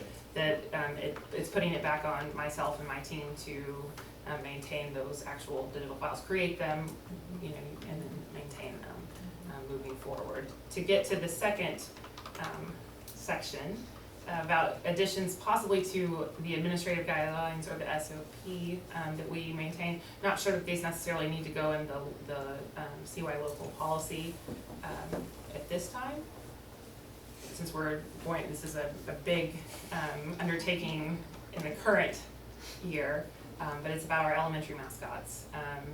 It's saying that in our admin guidelines, elementary campuses should engage students and staff in selecting a campus mascot, but that's where the decisions get made. And then elementary campus mascots should be unique, include red as a primary color, and cannot be a tiger or bronco. We had some that tried to trump that one. Yes. Very interesting ways that they have tried to advocate. Yes. Yes. Get some GT campuses. Yes, yes. Get on it early, man. Yes. So you've talked to like the PTA moms because, Oh, or dads? that's a No, because PTAs used to develop, that's how a lot of tigers came differently. PTAs developed their own t-shirts and they developed their own tigers. Yeah. You're right. So I have not personally had any sit downs, yeah, no, but I think that's kind of why we wanna bring it back in-house and make sure that it's something that, so that we can then get to the rest of the actual local policy and enforce the intellectual property trademark, is because it's gotten pretty challenging with all the versionings of tigers. This is a really good time of year. What's the resistance that you're hearing? I mean, there's probably 3 or 4 or 5 different, right? One is, hey, look, we've always been a tiger, right? So why do we need to change? I mean, I've been a tiger all my life. Yeah. But then you hear, okay, well, like PTAs and things like that have done things that are school related, that are tiger related, right? And they have made some purchases that do incorporate either the tiger name or logo you know, or whatever, and so then they potentially can't use those things anymore. Yeah, it's raining. Wow. Oh, Yeah. thank you. Let's all have a prayer. Like a lot of cutting grass yesterday. You know, and so they may have some investments in some things at the schools that, you know, have to go away for no other reason than we're changing the mascot, right? Yeah, I mean, those are the major items, right? They do events that are, you know, themed potentially, like I know Sparta does an event, you know, that's specifically around, well, I guess Sparta will, well, they won't be tigers, I guess, but they do an event that's, you know, specifically around tigers and tiger paws. And so I brainstormed some ideas, well, what other animals might have a footprint that looks like that, where you can reuse the paw. Right? So. They asked me about tiger paws, and would they still sell tiger paw necklaces and do tiger paw tattoos? Right. And my thought was, why wouldn't you? Right. Because you can be a different mascot, but Sparta is sitting on the high school complex. Right. Their entire school will go. So sure, the cheerleaders can come Right. from it, but the tiger is Belton High School's mascot, Right. not Sparta's. Right. And obviously, you know, if we would let one be tigers, it also, well, why weren't we able to be tigers? So, Right. Right. you know, it just Yeah. makes it a fair. But they are a campus that is, they are one that it Yeah. specifically has asked about the $8,000 spent on the shades from the PTA Right. to cover the front of their school, and it is That's all, expensive, that's a lot of money. it is all tigers, Right. and it's not reusable, and it's, Yeah, each campus will get some money next year, and I Yeah. forget what that dollar amount is to redo mascots and things like that. Jennifer's put that aside, I don't know if it's $8,000. Well, and it just has to be equitable, so Right. That's right. whatever a campus uses. so Leon Heights did the same screen, but they didn't put tigers on it, so they can probably still, they Right. can still use theirs, but Right. Sparta has tiger on every panel. And that's what they're doing. All right, any questions for Elizabeth? So you've got some policy that's gonna go in. Yeah, so the policy, right, so middle school campuses aligning with the high schools, right? I mean, I actually argued both sides of this. Right, because it works now, and it's great now because it really helps to generate sort of spirit and identity with the high school, right? But, okay, third high school comes around or fifth middle school comes around, and all of a sudden, it doesn't work so well, right? So. You'll be redoing policy. Right, so we'll be redoing the policy, right? So I just wanna throw that out there if we put it in the policy now. Yeah, I mean, again, I can argue both sides of this, so I think we're in a good spot, assuming that, you know, we are not putting logos on You know, we can- uniforms, right? Where you're just using the campus names and things like that, right? Chris, what we could do is put middle school campus mascots will align with approved attendance boundary high school feeder patterns and take out the date. And then it wouldn't matter whether it was this high school or future high schools, it has to align with. But if you have a fifth high school that gets, or fifth middle school that gets split, That's true. That's Right. true. That's what I was gonna say. You're right. yeah, I don't know. It's a good idea. I talked to somebody that wanted to have all the middle schools have both mascots, or all the elementary schools have both mascots. Yeah. So the question about the middle schools and the fifth one did come up, I think, Right. during the original mascot decision making back in 2017. And then I think was revisited during the attendance boundaries, Right. and it was one of the things that Yeah. they'll bite the elephant one bite at a time. It's how do we move forward right now? Yeah, it's a tough issue. We're gonna rip it off now. I mean, for the elementary schools. I mean, and we're gonna have to deal with it again for the middle school, so we're not out of the works. Everyone's comfortable with engaging students and staff Yeah, in the absolutely. decision-making point? That should be part of it. I'll say it's already started. It is. Jacob will be with us Wednesday at Yeah, Lakewood to it's listen already to started. the lesson, so. I did get asked about ligers though, and could ligers be used? Is that GT campus again? Yeah. Take it Well, All right, Elizabeth, thank you so much. That's great. Right. All right, we are now on 4E, and I'm gonna draw your attention first to the TASB update, and that's on pages 19 through 21. So if you'll look at those pages first, and again, I'm not sure I didn't highlight yours. Parts that I wanna draw your attention to are the bulleted areas on page 19. This is the new House Bill 2840, and I'm gonna tell you, we have not gotten anything from TASB besides this FAQ sheet. They will be sending this in their update in October or November, so I don't think that we have to do a whole lot with it, but it does change the flow and pattern of your board meetings, and that's what I wanna talk about more so. So it requires a board to allow public comment. There were reports that we're not having any public comment, so that's reason to come up. You're not one of them. Requires a board to allow every person who wishes to address the board to do so. So apparently, they were restricting, some were restricting. Permits a board to establish reasonable rules for public comment, and that means time limits. So time limits are still allowed. We were told initially that they were not, but they are. You can do that, and yours are 5 minutes. Prohibits a board from restricting public criticism of the board. It doesn't say staff, and I found that curious. So that's one that we'll see as we get more information on this one. Because I know usually boards are very protective over having a staff that's skewered, during a public comment section. And then if the board assigns time limits to speakers but does not use translation equipment. So right now, you do assign time limits to speakers, but you also have translation, so y'all's in good shape on that one. On page 20, again, you're ahead. I think we're good on all this. Yeah, I think most districts are, but they only took one. On page 20, the board does not vote or take any action at work sessions. Will public comment still be required? That's why we have here, we had public comment posted tonight. Yes. Next question, may the board limit the amount of time a member may speak? Yes.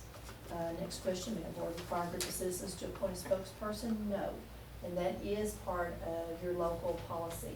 And Connie and I met today to start changing verbiage on the public comment signing sheets. Under the. All right, so, Go ahead. so run this one by me, right? So a board may require a group of citizens appointed, so if there's several, so what we're saying is if there are several parents that all want to speak on the same issue in the past, we've been able to say, hey, look, you get one spokesperson, that's Right. your 5 minutes, and then you're done. Okay. You can't do that anymore. But if we didn't Okay. do that, then it would go against the first part that says you gotta allow everybody. Right. I'm not suggesting we should do that. Yeah. I No. want to make sure I understand. Yeah. My question on this one is, can you say, if you so choose, you can do this? My guess is TASB's gonna say no when that comes out, but that's kind of the one that's hanging out there for me. Right. The other question is the one at the very bottom, and not that I'm skipping on the translation, but again, that's just not really something that's germane to our discussions. The last question, may a board prohibit public criticism of the board? No, there is again. On page 21, may a board prohibit public criticism of an individual? This is the one I told you earlier, maybe, don't know, we need to get more of a read on that one. Will colleges need to update their policy BDB? We have that too.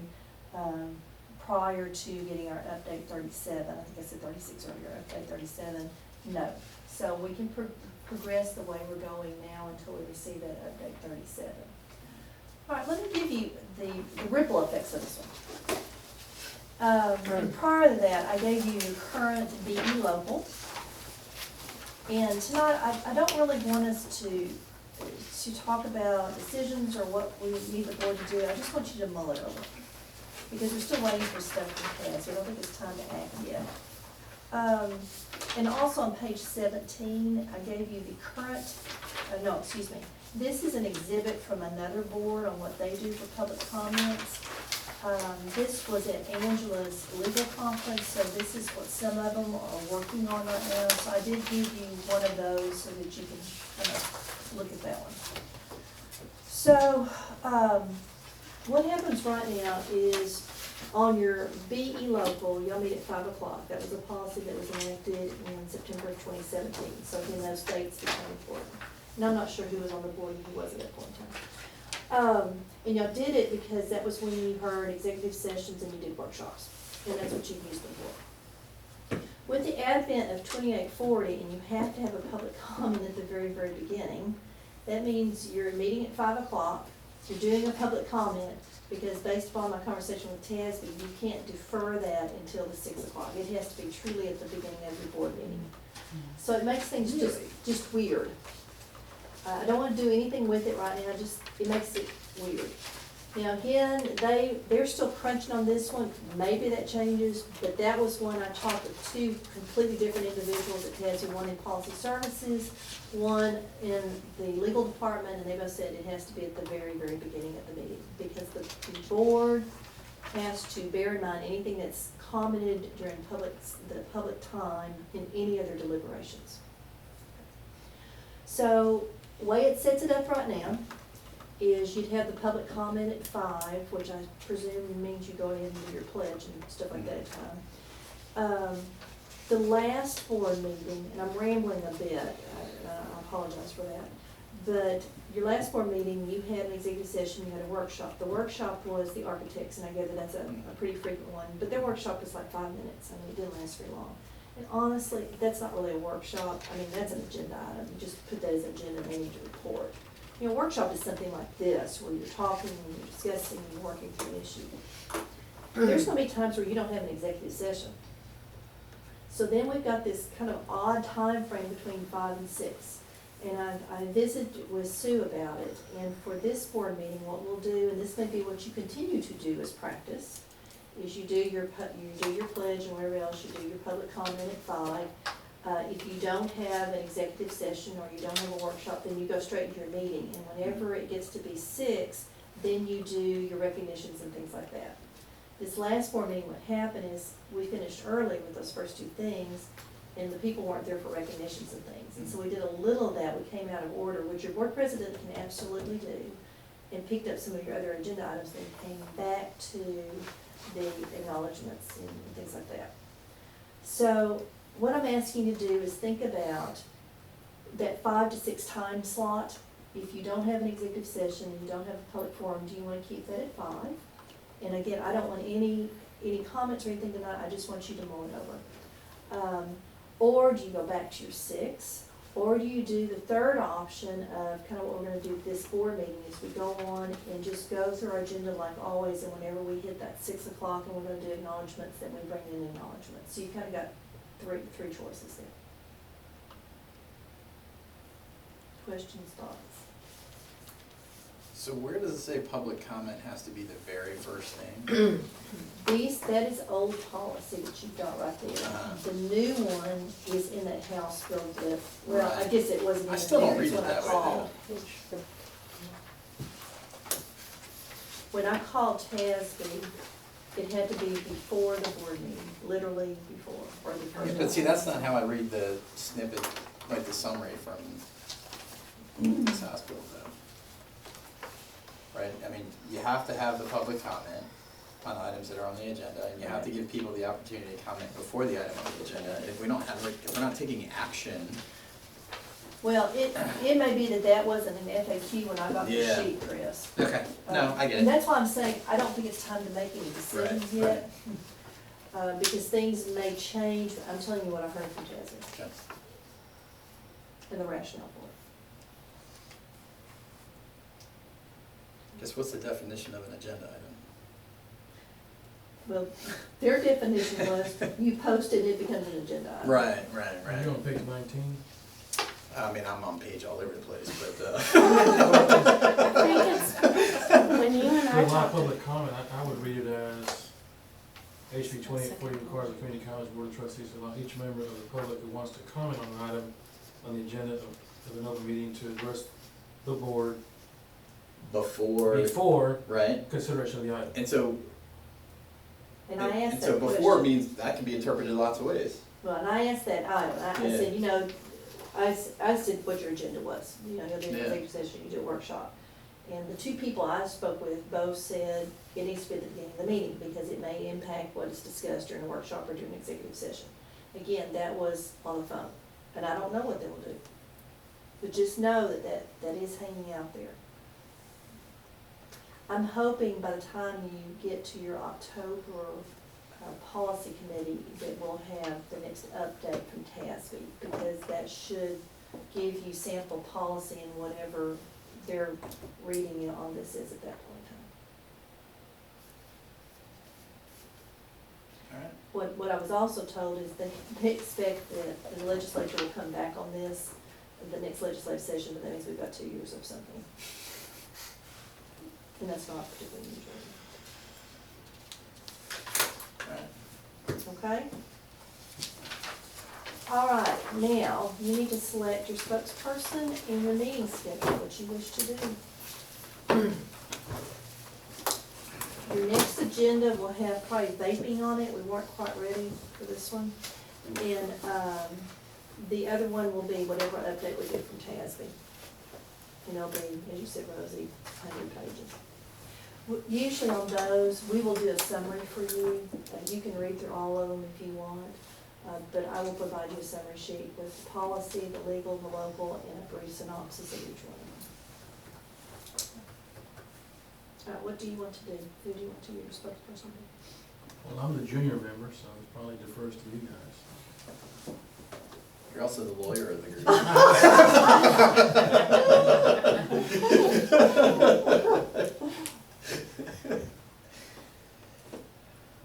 I agree, you're the lawyers agree. Whoa, 2 against 1. It's completely up to you. I mean, I'll do it if you want me to do it. If somebody else wants to do it, it doesn't matter to me. So, but you are the lawyer of the group, so that Well, it true, seems but to I mean, make some still, sense. But you know. I think you'd be great. I think you can summarize what we've talked about in here. and that way Rosie and I can heckle you from the other side. Yeah. All good. Well, the responsibility is simply to summarize what we discussed. I mean, there will be a point, it won't be at the next board meeting, well, there will be some, maybe something like, that will be policy recommendations to the full board out of this, Mhm. Okay. depending upon feedback from TASB. And there's some of these that we need to get going, so those will make priorities with TASB and get them to you for the next board meeting. So you will have some policy recommendations, but your recommendations will all come out of committee. It's up to you. Whatever you want. Either way, I mean, I'm good with whatever you, I mean, I'll defer to you, Chris, I mean, I'm really good at asking questions, but I'm horrible at presenting, so I will remove myself. I'm No, no, no. comfortable with either. I just heard manual. That's So, what I heard. Okay, all right, there you go, Manuel. Done. Not that we're allowed to vote on anything, but Manuel, is that okay?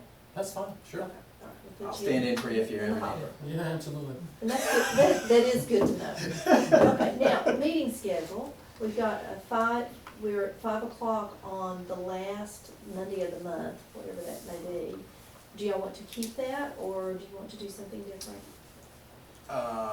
Does it, because our regular meetings are third Mondays, right? Yes, sir. So is it advantageous to have it before? Before? Preferably, Yeah. yeah, So if we do a first or second Monday, it's fine with me. I can do either. yeah. I'll I just mean, let my you Mondays know are as well. dedicated to this anyway, so. Do y'all want first or second Monday one?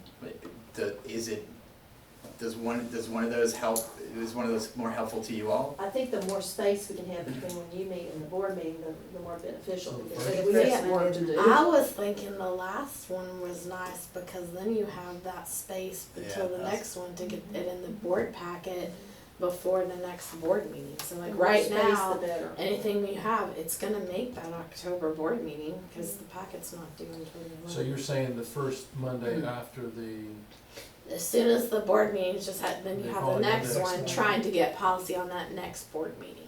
with you? But there's also, well, I mean, Yeah, but the Isn't that what you're disadvantage of that is though, if it's the Monday right after the board meeting, because hopefully we have most of what we needed at that board meeting, we might not have anything during that 1 week, you see what I'm saying? We may not have anything new for that week. yeah. If we put 2 weeks in there and kind of put it mid-cycle. You're thinking that Yeah. first, the Yeah, first the one, first would Monday. still Right give after. you plenty of time Yeah. to get To the get Gives the you packet. 2 new weeks. items and to get the Oh, packet yeah. prepared. Gives you time to dream up new stuff. Oh, that's what I wanna do, absolutely. Okay, so Dream up first- stuff. First Monday of First each Monday. month. First Monday of each month at 5, is that a good time for you? Okay, perfect. All right, then the next piece is just general feedback from me. Was this beneficial to you? Very yes. I think we'll see. Yes. No, yes. It's beneficial to us. No, absolutely. Okay. Yeah, absolutely. I didn't mean it like that. Let's go to the videotape. Maybe, what do you I think? think it gives us more of a sense of